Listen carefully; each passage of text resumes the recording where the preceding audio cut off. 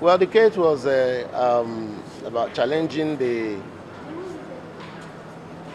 seat of the members of the State House of Assembly, led by the Honorable Speaker, Right Honorable Martins Chike Amehule. The claimant has sought the relief of the court to declare their seats vacant.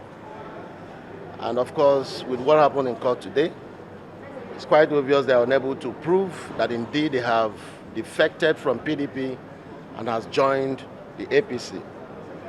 It's an issue of hard facts and of course the law. You don't just imagine defection and assume that it has occurred.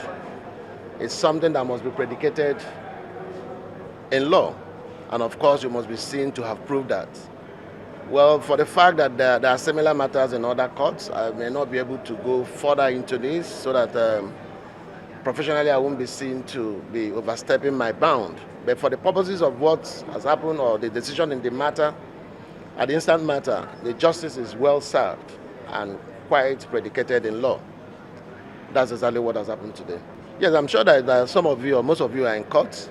The court clearly stated that Right Honorable Martins Chike Amehule remains the Speaker of the State House of Assembly, as well as other members are quiet and remain members of the State House of Assembly, and their laws, the laws that are passed are legitimate, and the state government is bound to obey the laws passed by these honorable members.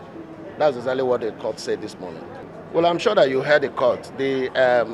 A lawyer from the PDP came and said that they remain members of the PDP.